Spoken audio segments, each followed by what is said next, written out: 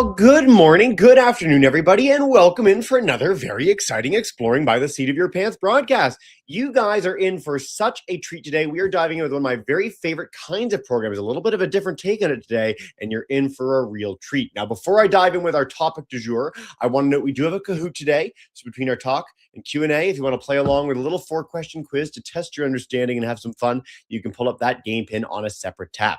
Now, today is exciting for two big reasons. Number one, it's February, so we continue our epic month solely showcasing the most amazing women in science, exploration, education, and more. It's been an absolutely wild ride. This is broadcast 2 of 3 today. Some really, really great stuff. Again, all on our YouTube channel, so you can explore and discover absolutely everything that we do right there. And 2, this continues our epic peak discovery series. We have been partnering with BC and Alberta's amazing mountain parks, some of the most special places, not just in Canada, but around the entire planet for years now. And this is, I think, program number 8 this year or something crazy. All of them are right there. They're all on the YouTube channel, as I said. So many great stories. Now, today, we are going to follow a snowflake's journey. We're going to learn a little bit about what life's like in BC. We're going to learn a little bit about how they handle all the snow and avalanche risk, gate you with good, clean water. We trace a snowflake from beginning all the way to the mountains and beyond. There's so much to cover. I can hardly stand it. And that's why I'm going to zip it and stop talking soon so that we can dive in with the main show. So Ardell, so nice to have you today. Welcome to the broadcast, and take us away with all this cool stuff. Wonderful, Jesse. Well, thank you so much. Thank you, everyone, for joining us today. I am very much looking forward to taking you on the journey of a snowflake. I think it's an unusual journey that a snowflake has in our park. Before we begin, Parks Canada respectfully acknowledges that Mount Revelstoke and Glacier National Parks are located within the traditional lands of the Ktunaxa, Secwepemc, Sinai, and Syilx Okanagan peoples. We recognize their stewardship of the lands and waters in the area since time immemorial. Parks Canada is committed to reconciliation and renewed relationships with Indigenous peoples based on a recognition of rights, respect, cooperation, and partnership. They're very beautiful places I'm going to show you today. So if we're all set, we can start with this very first image that we're looking at, which is the Kicking Horse River. And we're going to be talking about water. So the Earth doesn't make more water. Water goes through a lot of changes in its travels, like it can turn into ice or vapor, but it remains water. And that means that the water that you drink today could be millions of years old. Think of the water cycle like nature's recycling process. Water will evaporate from the ocean, condense high in the atmosphere and form clouds, from which it falls as rain or snow. The water runs over the ground until it reaches a stream. That stream flows to the ocean, and the process begins again. But we're going to talk about what that process looks like in real life. So I'm going to take you on a journey through that water cycle here in my favorite park, Glacier National Park. And for those of you who are tuning in from very far away, Glacier National Park is in Western Canada in British Columbia, and it's just west of the Rocky Mountains and just west of famous places that you might have heard of like Banff and Lake Louise. These are called the Swiss Peaks that we're looking at here. It is a wild ride for our water cycle here. First of all, Glacier National Park is famous for its beautiful mountains, big glaciers, and a lot of snow. We brag that we average 40 feet of snowfall every year. You might be wondering, why do we get so much more snow than, say, the prairies? Everyone knows that snow and rain come from clouds. So let's start with how water forms clouds to begin with. During the day, the sun warms the air and water on the surface of the ocean. And since 71% of the Earth's surface is ocean, there's a lot of water available to evaporate. Water evaporates and turns into a gas called water vapor. That water vapor rises into the atmosphere where the air is colder and condenses into clouds. And condensation, I'll explain that a little bit more. If you've ever watched a kettle start to boil, as the water warms up, it turns to steam and then condenses when it hits the air. And the same thing happens if you're outside on a cold day. You breathe in cold air that holds water vapor. Water vapor droplets are so tiny that you actually can't see them. That air warms in your lungs. Then when you breathe out, the water vapor condenses into water droplets, which you can see that looks like mist in the cold air. So when you're breathing on a cold day, the mist from your breath is a miniature cloud. Big clouds form from evaporated ocean water, and those move all over the planet with different wind and air currents. So Glacier National Park gets a lot of rain and snow from the Pacific Ocean, which is to the west of us. And in this image, notice how the mountains kind of get in the way of the clouds. That's what brings us that extra rain or snow. We're going to get close up and see what happens to the water vapor in a cloud. So this is how a snowflake is born. First, a droplet of water vapor encounters a particle of dust and sticks to it. The water vapor freezes and turns into ice. But a snowflake is not a frozen raindrop. That's what we call sleet. As more vapor condenses onto a baby snowflake, it gets bigger and has fancier patterns, as you can see here.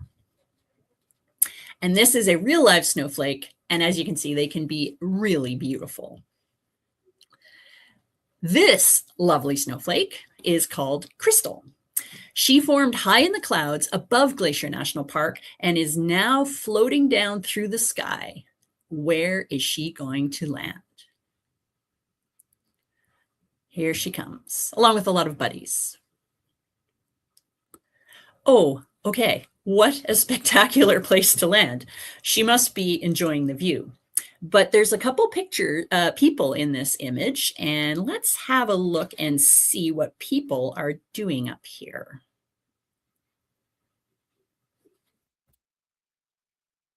Oh, hang on. Forecaster in Glacier National Park, working at Rivers Pass in British Columbia. That sounds pretty cool. What does that mean? What is your job? My job is to manage the avalanche risk to the Trans-Canada Highway through Glacier National Park. In our park, we have 135 avalanche paths that threaten the highway and rail line through the Selkirk Mountains. Sorry. That's okay. Have the fun, the slight tech issue. You got to have a slight tech issue, but this one's pretty minor. There we go. We'll hear listening. We also get a lot of precipitation, wind, and fluctuating temperatures that make avalanche conditions ripe for hitting the highway. On a daily basis, we keep a very close eye on weather conditions and snowpack conditions to evaluate whether or not natural avalanches are likely. When we see avalanche risk rising, we close the road and deliberately trigger avalanches using heavy artillery. Okay, so here we're watching Andrew as some of his coworkers heading up to analyze the snow. They use skis. They walk up to a good spot. This one looks pretty good. Then they start digging. The snow's pretty deep. And what they're going to do is cut out a column using a saw, as she's doing here. And they're going to do what's called compression tests. And those tell them how easily does the snow slide. And finally, they're going to look carefully at some of the snowflakes under a magnifier. Oh, ha, okay. She saw crystal under her magnifier. Amazing. After they've dug their pit and analyzed the snow, the researchers are going to head back down to the office and report what they saw in their snow pit. So here they are back in the office. They're going to use their notes from the snow pit, and they're going to use weather forecasts to make a decision. And I think we're going to have to give ourselves volume again. There we go. Hello again, Andrew. What did you see in that snow pit? Well, we saw the formation of a cohesive slab of snow on top of a weak layer, which indicates that avalanche conditions will be increasing in hazard. With a forecasted storm on the way, we're going to have to close the highway and do avalanche control. Whoa, what does that mean, avalanche control? Well, once we've cleared the road of park visitors, it's safe to then shoot the howitzer into the start zones of the avalanche paths, creating an explosion, which causes an avalanche to come down. And once all the avalanches have come down safely, we can then reopen the highway. Okay, before we go any further, I should check in and make sure that everyone knows exactly what an avalanche is. It's when a lot of snow starts to suddenly slide down a mountainside, as you can see here in this picture. They can be very large and destructive and snap large trees like they were matchsticks. Now, Andrew said that they were going to have to do avalanche control. Let's see what that looks like in Glacier National Park.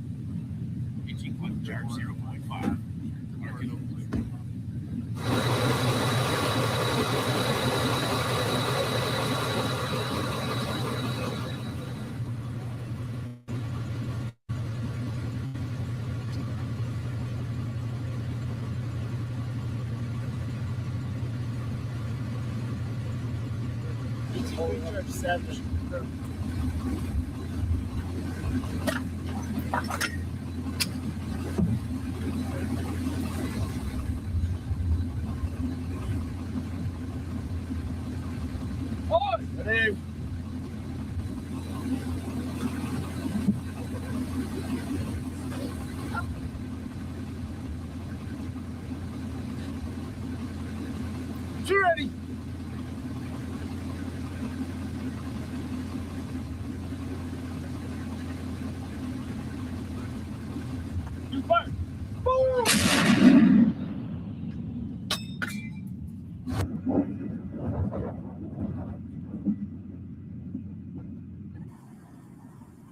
Pepper 2, target 1.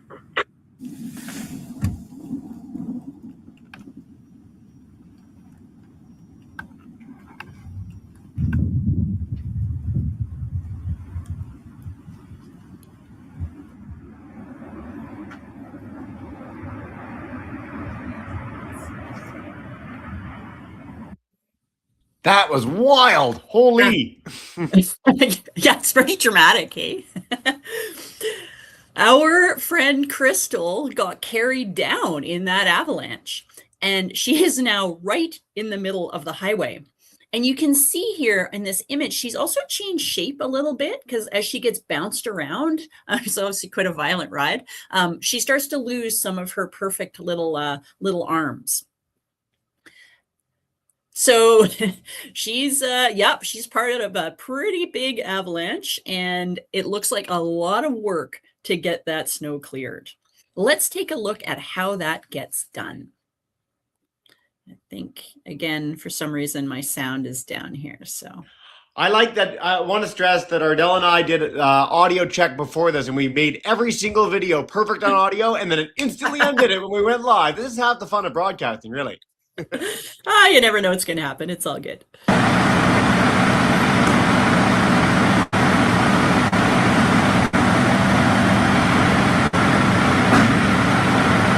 Hey, how's it going? I'm good. What's your name? My name is Ethan. And what do you do for the park? I'm a snowplow operator. And what are you going to do today? Today we're clearing avalanche debris that has come across the road from the military avalanche control. Okay, so there's snow like right across the highway from that? Yes, that's right. Crazy.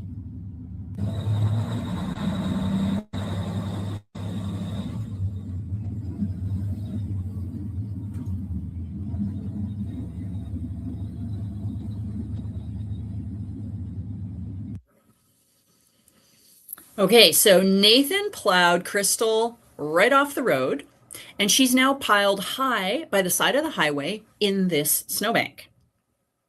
Now, she's very rounded now after being bounced around so much, and she's gotten packed in really tightly against all the other snowflakes in that snowbank. Time passes, and slowly, as the days get warmer and longer, the temperatures rise, and Crystal starts to lose her shape. So she was round, she gets quite lumpy, and then one day she transforms from this rounded chunk into a drop of water. She starts to slide, and next thing you know, she's bouncing down this creek. Good morning. Morning. What's your name? I'm Jay McDonald. Jay, what do you do here in the park? I am a water operator, Glacier National Park. What does a water operator do? We provide safe drinking water while protecting the environment. And how do you do that? I'll show you. Okay, now we're here at the water plant, Rogers Pass. In front of me is one of our 2 wells. These wells, we have pumps deep underground, controlled by this box here. And this is how we move water from the well deep underground into our water plant.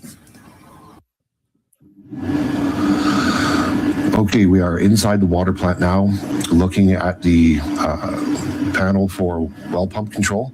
The 2 wells that we just visited outside are controlled here through this panel, and then the water is brought into the water plant at this point, fed through this line, and essentially this is where our process starts. We do have online monitoring here. This is for turbidity. We're monitoring the NTU and injecting shortly thereafter potassium carbonate, which helps us to control the pH of our water. That's this unit here. And moving on to UV reactors, we have 2. Effectively, they are helping to disinfect the water and continue the treatment process.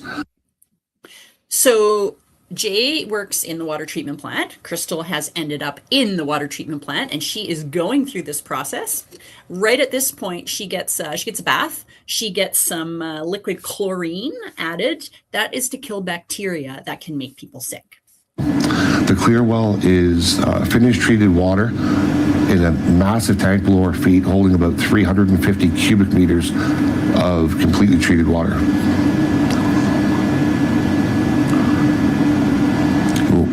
Move over here and show you some of the online monitoring equipment. This measures our turbidity, pH, and chlorine residual for our finished water. From there, move over to our HMI. This is how we interface with all of the different analyzers and monitor equipment that we have just walked through. This also ties into our SCADA, which is located in our office, and also allows us control and monitoring over the water plant. And finally, these are distribution pumps. They supply water to the Rogers Pass compound and RPDC. That there is a flow meter, letting us know how much water we're actually putting out of the plant at this given moment.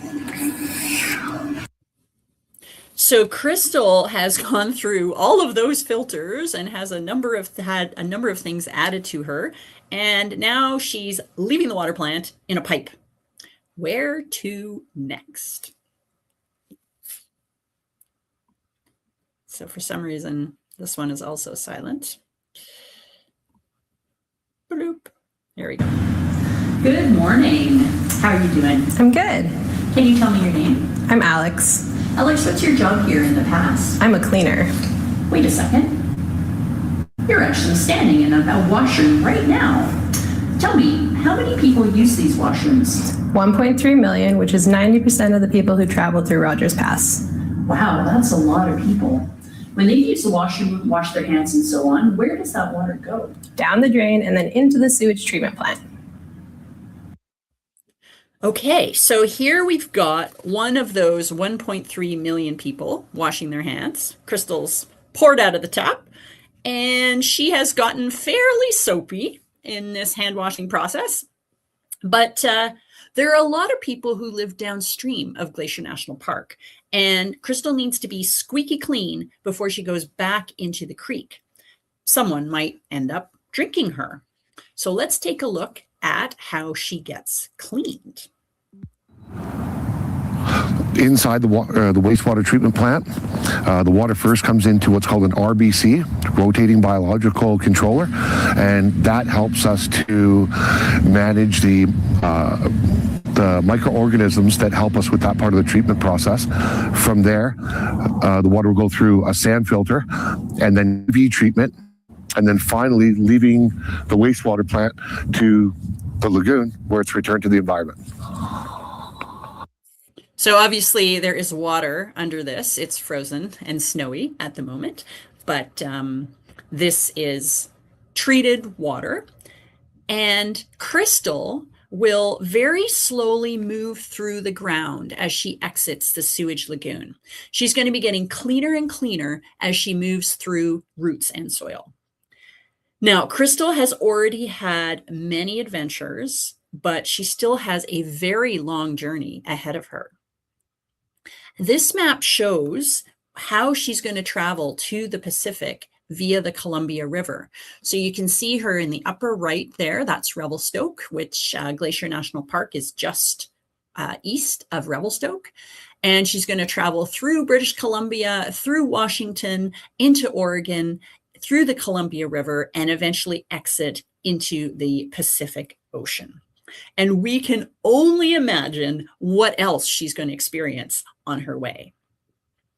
So when she's back in the Pacific Ocean, she's going to become part of the water cycle again.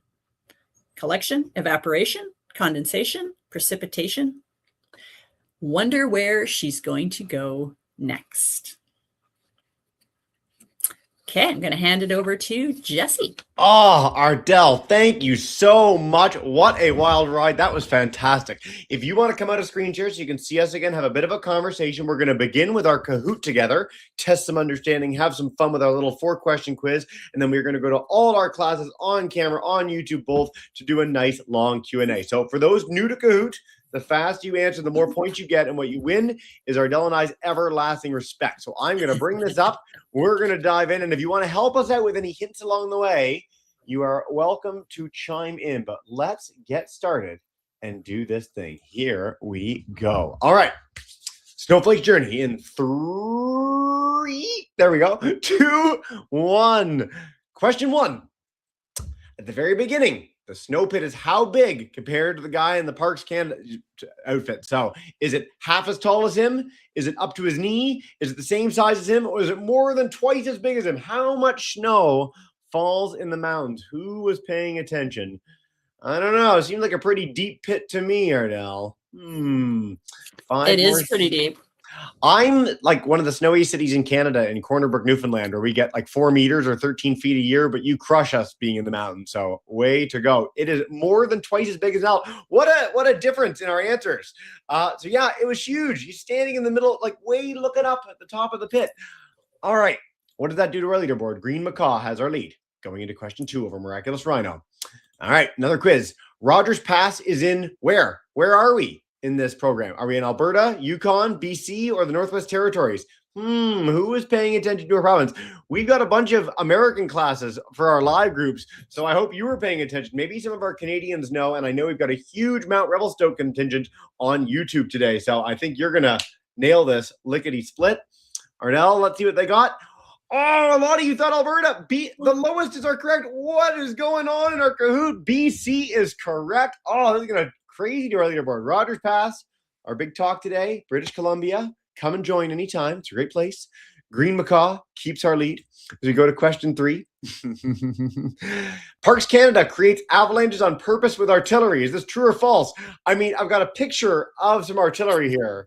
This is the coolest part to me because the fact that we fire big guns at a mountain to cause an avalanche is one of the most awesome things that we could ever do. Let's see. We also, and we've done this at Parks Canada before, light forests on fire with like drip torches from helicopters. So like you're really doing some cool stuff out there out west. I got to come and visit. True is our correct answer. Yes, you guys nailed this. Green Macaw's keeping our lead. Final question.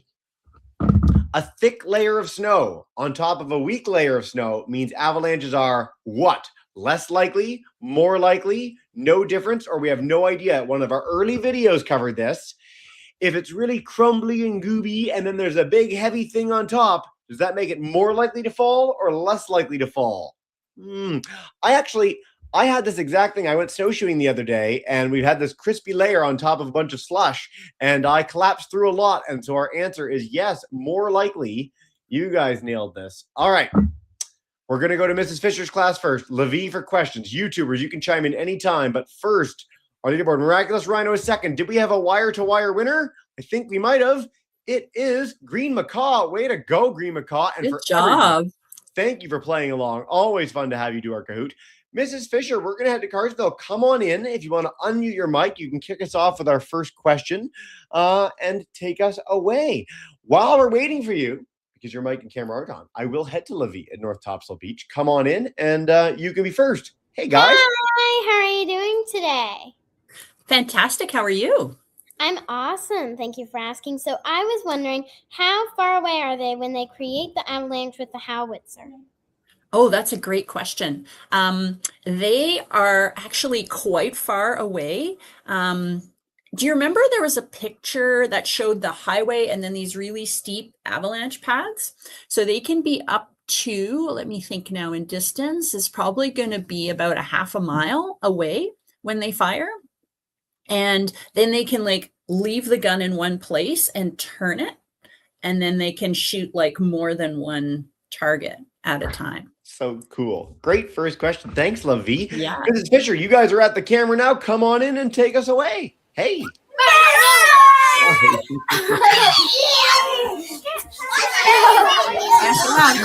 I love your energy. You guys rock. We'll take a question and then save that energy for the end too, okay? Cool.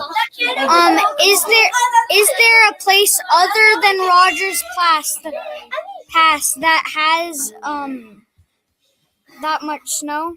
Yeah, cool question, man. Or a little. We have some of the highest snow in Canada. I think only like places on the coast like Bella Coola might get more snow. But for the interior, we have the most. I don't know about worldwide. Jesse, do you have any ideas about worldwide? To my knowledge, there's a place in northern Japan that gets the most snow of anywhere in the world, which is like 26 to 40 feet a year, something in there, so like 50 meters, which is crazy. But yeah, mountains of Canada is the most that I know in the country. And of course, there's going to be really, really remote regions in like the Himalayas and like really, really northern Canada that might get more. We've got to be able to measure it as well. But either way, when we're talking like 20, 30 feet of snow, well, that's a lot. Yeah, definitely. All right, we're going to head to our YouTube group. Mr. Who's class, welcome in Argyle Center. They want to know, does the artillery or avalanches hurt any animals? Do you try and monitor wildlife on the mountains before you're shooting off the big gun? That's a great question. Now, obviously, like in the wintertime in the park, most of the animals are, well, they could be hibernating, like our bears will take an extended snooze through the winter. The animals, like you might be familiar with, like elk or deer or moose, they're not up high in the mountains because there's nothing to eat. So we don't have to worry about them. And the smaller animals like snowshoe hares or pikas or ptarmigans, they are also not up high in those bowls because those bowls tend to be just like great big open areas with nothing but snow. And the animals will be living lower down, and they can hear and feel an avalanche coming, and they will get out of the way, definitely. So we don't actively check and see if there are any animals there, but we don't find, like this sounds terribly morbid, but we don't find dead animals in the springtime in the avalanche path. So we're not hitting the animals, which is a big relief. Yes. No. We get questions like this all the time with Parks Canada. Like, so much effort goes into making sure that animals are safe, healthy, happy. There's so many rehabilitation and re-releasing efforts in national parks. So like, you can never guarantee that something like an avalanche will not hurt a single animal, but animals will go out of their way to avoid that. And certainly they're trying to make sure that there's not like a herd of caribou on the mountain when they're shooting off a big gun. Definitely. Great follow-up question to this. And we've had this in our fire program as well. What happens if an avalanche goes a different way than you expect? So when you fire it, you're sort of expecting it to do a certain path over the highway. You can plow it. Does it ever go completely wonky and go somewhere where you're not thinking it's going to go? Well, not really, because when you think about it, snow, like avalanche, the snow that makes up an avalanche is just water in a different form. So if you pour water on a mountainside, you can kind of always tell where it's going to go because it's carved out those paths over tens of thousands of years, and it takes the path of least resistance. So avalanches are the same way. They are basically always following the same tracks. And if you are driving through that highway, as some of our Revelstoke kids and Golden kids will know, you can look up and you can see where those avalanches happen because there's no trees there, because they've avalanched over and over and over in the same place. Yeah. The only major change is sometimes the avalanche forecasters will get surprised and the avalanche will be bigger than they thought. So they might be like, oh, this one's going to stop before it hits the road. And then they're like, oh gosh, it actually went over the road. And that's why you have to close the highway. Yeah. So you don't accidentally hit any vehicles. Yeah. When it's anything to do with water or ice, you have again, when we've talked about fire in the past, sometimes on very rare occasions, fire will do things that we don't expect it to do with a weird breeze that pushes it in a different direction. There's no chance of that happening with an avalanche because it's not going to just go up over the mountain. It does follow gravity no matter what. It's a great question, guys. All right. Elena wants to know if you've seen any animals when you're causing the avalanche. A lot of animal related questions, Ardell. So when you're out there, are there birds flying around or mammals you see, or what's the deal? Well, no, actually, that's a good question, but no, I think like oftentimes when there's high avalanche risk, it's not easy times for animals. So for example, birds, like picture a big snowstorm, right? Like it's windy, there's lots of snow falling, it's kind of cold and unpleasant. So for example, all the birds are going to go deep into the forest and shelter there. And there's more food there, right? There's lots of pine cone seeds for them to eat and insects hidden under the bark of trees. So they're not really hanging out in those areas. And the same, like I mentioned earlier, with let's say like deer, moose, elk, that sort of thing, there's nothing really for them in the avalanche paths. So yeah, you don't really tend to see them.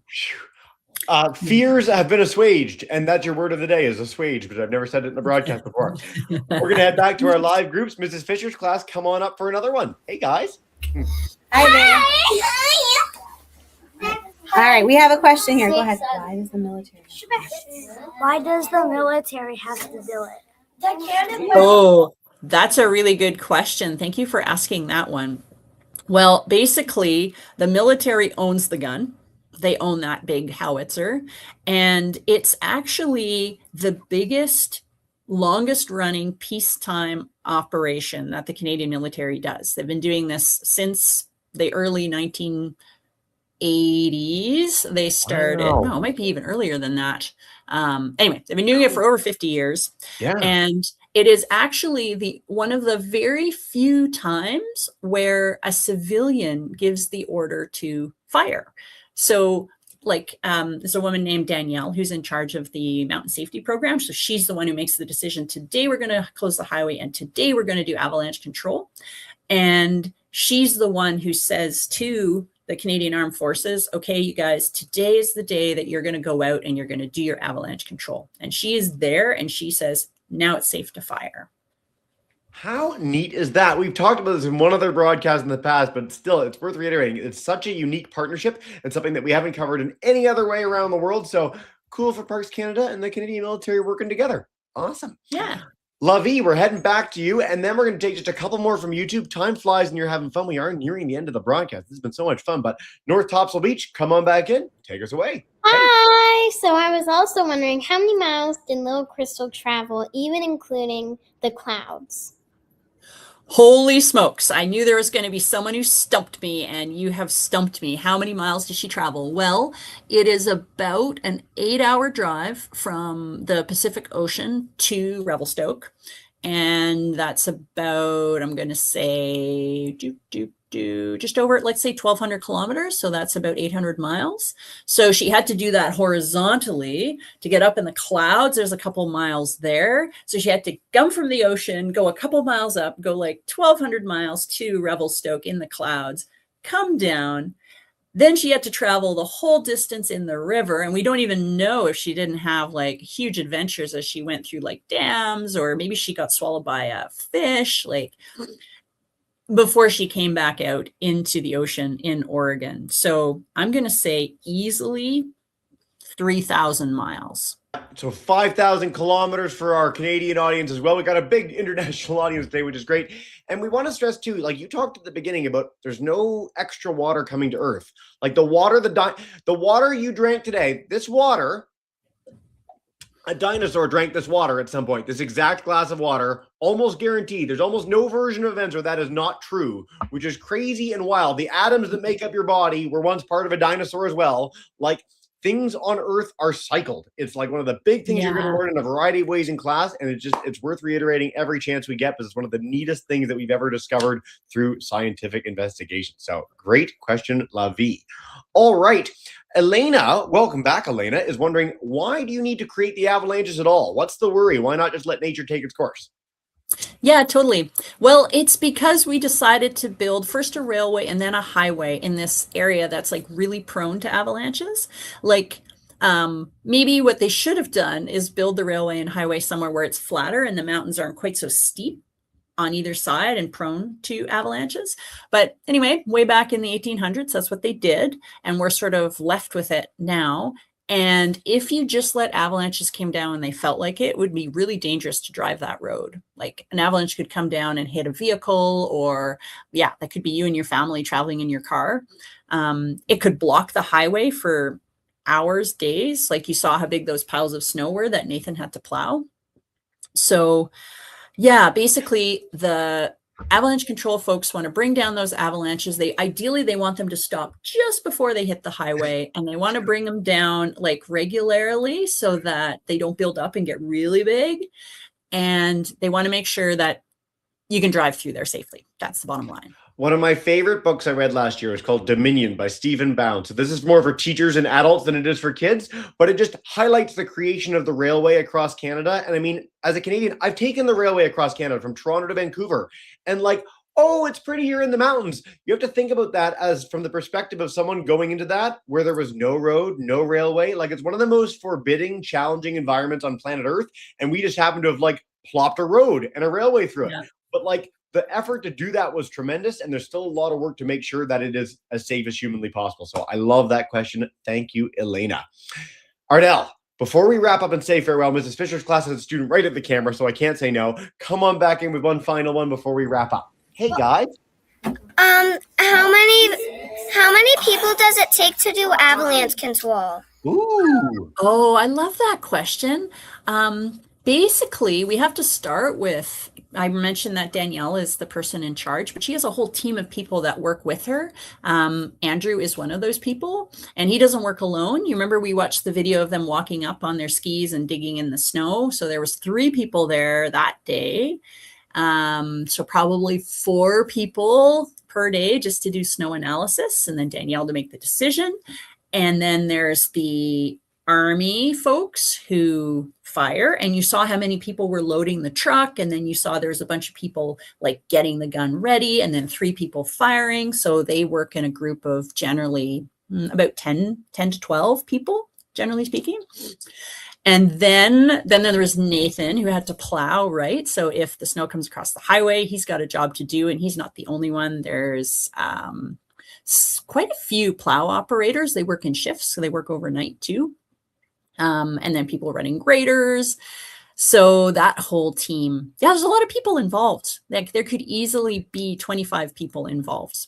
And I want to stress, and I'm not just saying this because we're working with Parks Canada, but I've never run across a group of people that love their jobs more than Parks Canada team members. Like, it's like the greatest group of enthused people in the whole world ever. So it's such a thrill to get to bring you these stories. We've got so many more to come, both in the Peak Discovery series and just our broader Parks Canada series, which is starting up really soon. We've got a BC Coastal Park series next week. Like, it's just so many parks adventures to come. If you're keen, do check out our website, check out our YouTube channel.